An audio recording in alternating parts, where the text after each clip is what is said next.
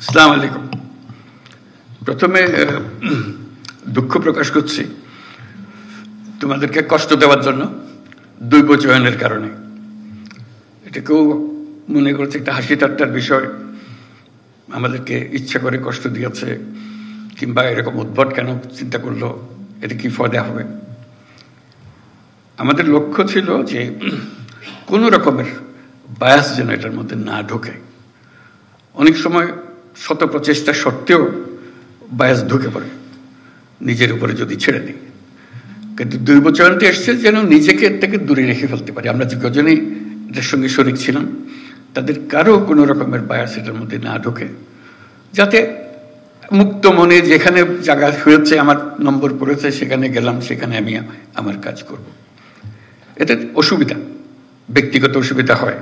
কোথায় গেছি পড়লাম, চিন্তা করি না কোনোদিন এখানে কাজ করতে হবে। আমরাও ভাবি না যে এর জায়গায় এখানে হবে, ওর জায়গায় এখানে হবে। কিন্তু একটা চ্যালেঞ্জ সৃষ্টি করে, শুরুতেই একটা চ্যালেঞ্জ। এই চ্যালেঞ্জটা নেবার জন্য মানসিক প্রস্তুতি দরকার। এটার ফলে আশা করি এই কষ্টের মধ্যেও সেই চ্যালেঞ্জটা গ্রহণ করার একটা মনোভাব তোমাদের মধ্যে জেগে উঠবে যে আমি এই চ্যালেঞ্জ গ্রহণ করলাম। তাহলে সব জিনিস পরিষ্কার হয়ে আসবে। আমরা নির্বাচনের কথা বলছি, যার উদ্দেশ্যে আমরা যাচ্ছি, এটার গুরুত্বটা আমাদের এখন বুঝতে হবে। নির্বাচন বলতেই আমরা অতীতের কিছু নির্বাচনের কথা মনে রাখি, মনে চট করে আসে। তোমরাও দেখেছো সেই নির্বাচনগুলো। কেউ প্রহসনের নির্বাচন বলে, প্রতারণার নির্বাচন বলে, তামাশার নির্বাচন বলে। এগুলো হলো তাদের বিশেষণ। সেখান থেকে আমাদের চলে যেতে হবে বহু উপরে। কাজে এই দূরত্বটুকু আমাদেরকে অতিক্রম করতে হবে, যে লোকে মনে যেন জানে এই পরিবর্তন সম্ভব, এবং তোমাদের মাধ্যমেই সেই পরিবর্তন হবে। কাজে এই দৈব চয়নের মাধ্যমে যারা নির্বাচিত হলো তোমরা, তারা একটা ঐতিহাসিক দায়িত্ব পালন করার জন্য, সাধারণ দায়িত্ব পালন করার জন্য। সাধারণ দায়িত্ব সবসময় দিক থেকে এখানে যাওয়া সব হবে, কিন্তু একটা ঐতিহাসিক দায়িত্ব পালন, এটা ইতিহাসে যেন স্মরণ করে। এখানে তোমরা অনেক কথা বলেছো, তার মধ্যে বাইরের যারা পরিদর্শন করবে, আসবে, পর্যবেক্ষণ দল আসবে, তারা আমাদের খুদ ধরার চেষ্টা করবে, আমাদের এটা হয় নাই, ওইটাই ব্যবহার হলে ভালো হতো বলবে। বিজলি কেবলস এর স্কিন কোটেড ইনসুলেশন আগুন প্রতিরোধী। বিজলি কেবলস, নিরাপদ আজীবন।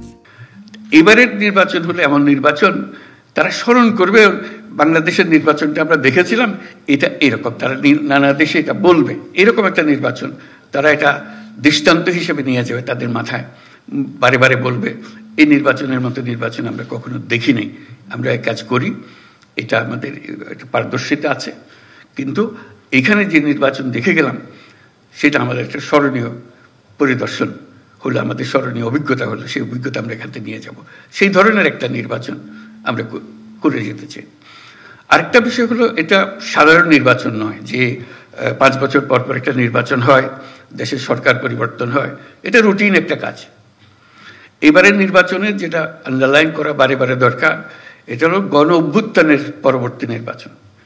গণ অভ্যুত্থানে যারা শরিক হয়েছিল, আমরা যারা এর সঙ্গে আছি, যুক্ত আছি, এটা তাদের আদর্শ, তাদের স্বপ্ন বাস্তবায়নের ক্ষেত্রে সেই বাস্তবায়নটা আমাদের এই নির্বাচনের মাধ্যমে আমরা করে যাব। যে এই নির্বাচন তোমরা যে স্বপ্ন দেখার মাধ্যমে জীবন আত্মত্যাগ করেছ, সেই আত্মত্যাগের পেছনে যা যা তোমাদের মাথায় ছিল, সেটাকে আমরা এখন স্থায়ী রূপদান করতে যাচ্ছি। এটা বলতে গেলে গিয়ে ভূমিকম্পের কথা মনে হয়। আমরা গত রাত্রে কিছু ভূমিকম্প নিদর্শন পেলাম। ভূমিকম্পের প্রসঙ্গ আসলেই বিল্ডিং কোডের কথা মনে আসে, যে বিল্ডিং কোড ঠিক আছে কিনা, মানতেছে কিনা। এই যে নির্বাচন এটা বিল্ডিং কোড তৈরি করার সুযোগ, যে আমাদের যে সমাজটা তৈরি হবে তার বিল্ডিং কোডটা কি হবে। যত বড় ঝাঁকুনি আসুক, এটাকে নাড়াতে পারবে না। এই নির্বাচন সেই নির্বাচন যেখানে বিল্ডিং কোড তৈরি হবে। যারা বিল্ডিং কোডটা তৈরি করবে, তাদের হাতে এই দায়িত্ব দেওয়ার জন্য। তার সঙ্গে যে গণভোট আসছে, এটা শুধু 5 বছরের নির্বাচন, সনাতন নির্বাচন তা না, এটার একটা বড় গুরুত্বপূর্ণ জিনিস হলো গণভোট। সেটা হলো বিল্ডিং কোড। এই বিল্ডিং কোডটা আমরা তৈরি করে দিয়ে যাব, যেটা 100 বর্ষ ধরে এদেশকে, এই জাতিকে সামনে এগিয়ে নিয়ে যাবে। কাজে এই দায়িত্ব, এই ঐতিহাসিক দায়িত্ব যে পেয়েছ, এটার জন্য আল্লাহর কাছে শুকরগুজারি করো যে আমাদেরকে এই দায়িত্ব পালন করার সুযোগ দিয়েছে।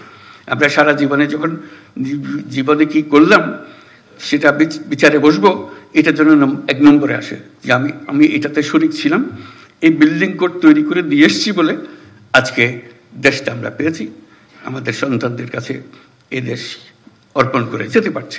কাজে ওই ঐতিহাসিক ভূমিকাটার কথা স্মরণ করো। এই যে আজকে এই দায়িত্ব পেলে, এটার জন্য আল্লাহর কাছে শুকরগুজারি করবো আমরা সবাই, যে এই দায়িত্ব, ঐতিহাসিক দায়িত্ব পালনের সুযোগ আল্লাহ আমাদেরকে দিয়েছে। অন্য কেউ দিতে পারত, কিন্তু আমরা এই দৈবচয়নের মাধ্যমে আমরা এই সুযোগ পেয়েছি এবং এমন বিল্ডিং কোড তৈরি করে দিয়ে যাব যাতে এই জাতি কোনোদিন আর হেলতে না পারে, তুলতে না পারে, শক্ত মজবুতভাবে থেকে যাবে।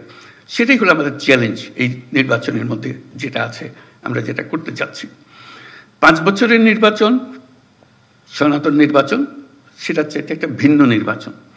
আর তার সঙ্গে আছে শতবর্ষের নির্বাচন, ওই যে বিল্ডিং কোডের কথাটা বললাম। এই দুটো একত্রে এটার মাহাত্ম্য, এটার গুরুত্ব অনেক অনেক বেশি। সেই জিনিসগুলো ধরে রাখা, কিভাবে আমরা করব, সেই জিনিসগুলো বুঝের মধ্যে নিয়ে আসা, যে আমরা গণ-অভ্যুত্থানের স্বপ্ন বাস্তবায়নে আছি।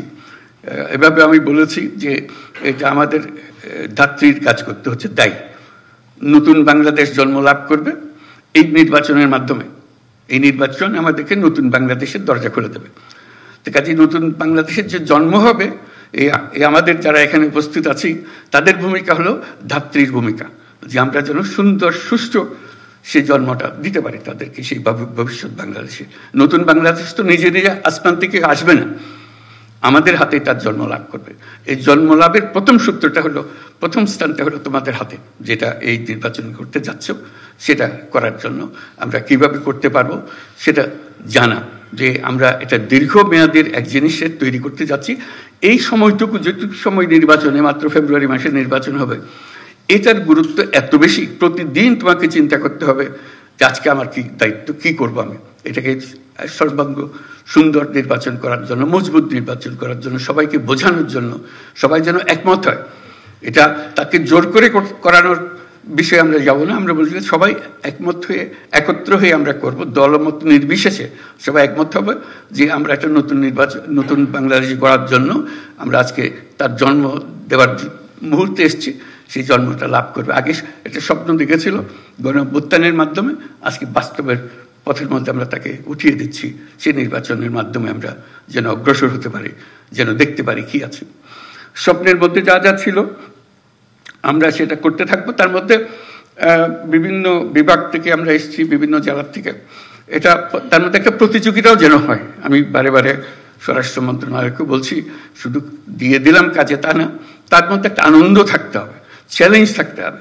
সেই চ্যালেঞ্জ হলো যে কে প্রথম হলো, বিভাগে কে প্রথম হলো, 1 নম্বর কে হলো, 2 নম্বর কে হলো। এটা হাসি ঠাট্টার বিষয়, কিন্তু সিরিয়াস বিষয়। দেখলাম যে আমি 1 নম্বর হয়েছি, একটা তালিকা প্রকাশ করা। প্রতি মাসেও তালিকা প্রস্তুত করতে পারি, একবারই শেষ করে তালিকা, এবং সবাইকে জানান দেওয়া, এই 1 নম্বর, 2 নম্বর, এই 8 নম্বরে, এই 5 নম্বরে, এই 7 নম্বরে। দেখা কেন আমি পিছিয়ে পড়ে গেলাম, ব্যাখ্যা চাই, ব্যাখ্যা দেবে। তারপরে আমার উৎসাহ জাগবে, আমি ওদের ডিঙিয়ে যাব। কারণ এই ঐতিহাসিক মুহূর্তগুলোকে ছাড়া যাবে না। ঐতিহাসিক মুহূর্তগুলোকে চ্যালেঞ্জের মধ্যে নিয়ে আসতে হবে, যে আমরা প্রতিযোগিতামূলকভাবে আমরা করে যাচ্ছি। আমরা সবাই মিলে, আমরা একটা, আমাদের রাষ্ট্র আমাদেরকে দায়িত্ব দিয়েছে এই বিল্ডিং কোড তৈরি করে দেওয়ার জন্য, মজবুত করে ওটা ইঞ্জিনিয়ার ডিজাইন করে দিয়েছে। ওখানে আমাদেরকে ঢালাই করতে হবে, এটাকে ঢালাই করে তৈরি করতে হবে সেই জিনিসটা। সেই কাজটা আমাদের হাতে দিয়েছে, আমরা এটা করে যাব। সেই করার মধ্যে একটা প্রতিযোগিতা হবে, সুন্দর প্রতিযোগিতা হবে, কে কি করলাম। এবং সৃজনশীল হতে হবে। সব কথা কাগজে লিখে দেওয়া যায় না, মাথায় আসে না। কিন্তু এই লেখার ফাঁকে ফাঁকে তোমাকে সৃজনশীল হতে হবে। এই জিনিসটা আমি কিভাবে করব, এটা আরো সুন্দর করে করবো, জিনিস এটা দিয়েছে আমি এটাকে এইভাবে আরো সুন্দর করে করব। এই জিনিসটা মাথার মধ্যে রাখা। বিভাগে আভ্যন্তরীণ প্রতিযোগিতা হবে, সারা দেশব্যাপী একটা প্রতিযোগিতা। বিভাগে সবচেয়ে 1 নম্বর যে হবে, এই 8 বিভাগের মধ্যে 8 জন 1 নম্বরে হবে, তাদের মধ্যে দেশের মধ্যে সেরা কে হবে। এবং সেটার জন্য আমি আগেও বলেছি এই ধরনের এক সভায়, যে তাদেরকে রাষ্ট্রীয় পুরস্কার দেওয়া, যেটা এত বড় একটা কাজ করেছে, তার মধ্যে দেশের মধ্যে এটা সেরা ভূমিকা পালন করেছে, তাকে 1 নম্বর করে রাষ্ট্রীয় পুরস্কার, অন্তত মন্ত্রণালয়ের পুরস্কার যেভাবে সঙ্গতিপূর্ণ হয় এরকম পুরস্কার দেওয়া 1 নম্বর, 2 নম্বর, 3 নম্বর। কাজে ওটা একটা আনন্দ, এমনিতে আমি করবই, এটাকে আনন্দের মধ্যে নিয়ে আসলাম, যে আনন্দের মধ্যে আমরা কাজটা করে যাব।